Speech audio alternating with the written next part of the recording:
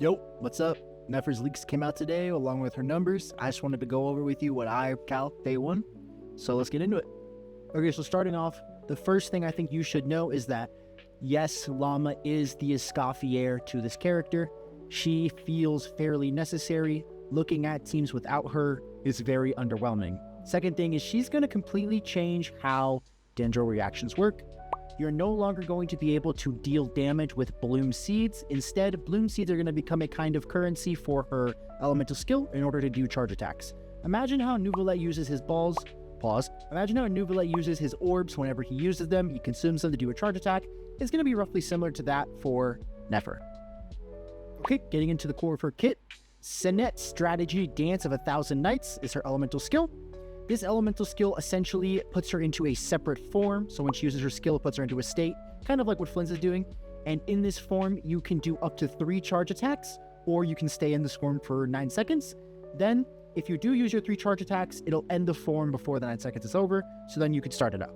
Another thing is that this skill has 2 charges, meaning that you have 2 different instances you could use the skill back to back, similar to Zhao at base kit. So this allows you to do 1 skill, do 3 charge attacks, then do another skill and do 3 charge attacks. Later on in the video, I'll go over her rotations and how she's going to work, and this will tie in because you're going to want to use 2 skills in a row. Okay, getting into the multipliers.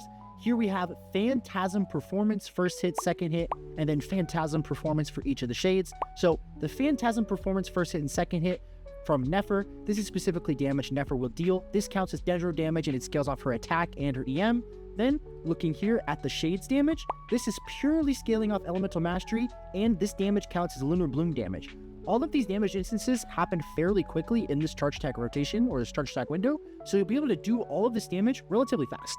And then once again, you can do all 3 of these 3 times per skill duration, and then you get 2 skills per rotation, so all of this damage does really add up, and it's the bulk of her kit.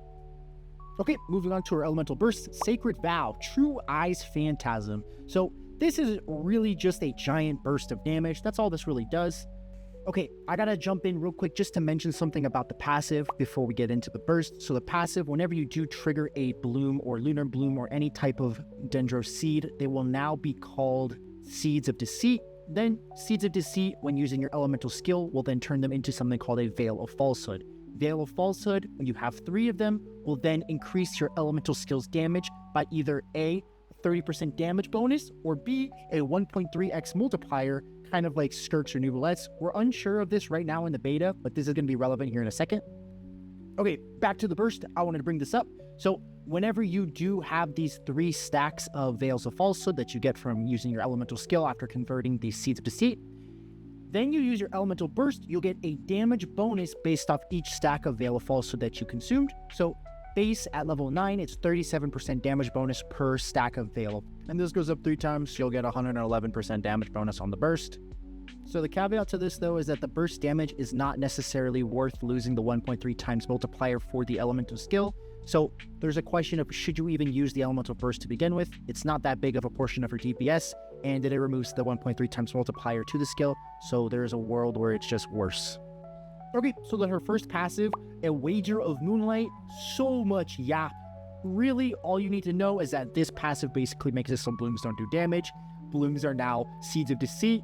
When you use your skill, it converts Seeds of Deceit into Veils of Falsehood, and then when you have 3 stacks of Veils of Falsehood, it gives you 100 EM and raises the multiplier of your elemental skill by 1.3, or 30%. Like I said, we're unsure.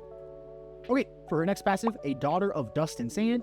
Each point of Nefer's elemental mastery beyond 500 will increase her attack by 0.4. A maximum of 200 attack can be gained in this manner, so if you have 900 elemental mastery, you just get a free 200 attack. Not really that good of a passive, I'm not gonna lie, but it's something, I guess. And then Moonsign Benediction's Dusklit Eves. When a party member triggers a bloom reaction, it will be converted into a lunar bloom reaction, with every point of elemental mastery that Nefer has increasing lunar bloom's base damage by 0.0175 up to a max of 14%. This is essentially the same passive Lauma has in the stacks, so it's like a 1.28 times multiplier to all lunar bloom damage dealt. Pretty good, not bad.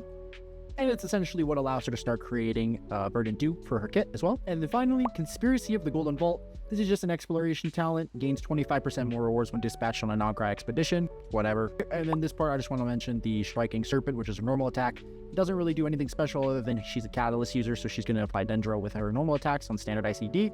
and then her charge attack gives her a special sprint state, kind of like what Lauma's does. It kind of lets her move around faster. The main thing that I would really point out is that the normal attacks might be something considerable if you want to weave them in between your charge attacks when you're in your elemental skill state. There is a chance that you won't be able to spam charge attacks because you still need to generate Verdant Dew. So weaving in normal attacks allows you to keep the field up time without feeling like wasting it. So something I could recommend, but we're still unsure if the Verdant Dews will be enough to constantly spam charge attacks. Okay, so now that we've went over her whole kit, I want to explain to you how to play her. So first off, you're going to start by using your Hydro slot, either it be Yelan, Xingqiu, Farina, and then you can start applying Hydro. Then you're going to want to use your Flex slot. Once you have your Flex slot, it can be anything from Nihida to Aino to another Hydro to another Dendro. All of these are very good. Right now, for my calcs, I'm personally using Nihida. And then right before you go on fielder, you're going to want to swap to Lauma. Then you're not going to want to use Lauma's Holdy anymore. You're going to want to use probably like an N1 into Q and then tap E for Lauma so you don't consume the Verdant Dews. Then you swap to Nefer using your elemental skill, then doing 3N1C or 3C depending on how the charge attack works. Then after you've done your 3 charge attacks, you're going to use another skill and do another 3 and then repeat the rotation. Okay, so now that you kind of have an understanding of how she works and how she's played, I want to go over the weapons. She's getting a brand new 5-star signature weapon, and then there's also a brand new 4-star catalyst coming out this patch that I'm going to mention as well. And then finally, we're going to mention the Nogkai craftable that came out in 6.0. Okay, so starting off with her signature, Revelry of Truth. It has a base attack of 542 with a secondary crit damage stat of 88.2. The passive for this weapon gives 8% crit rate unconditionally.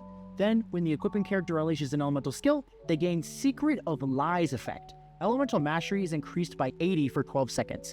When the equipped character deals Lunar Bloom damage to opponents, they gain the Moon of Truth effect. Crit damage is increased by 24% for 4 seconds.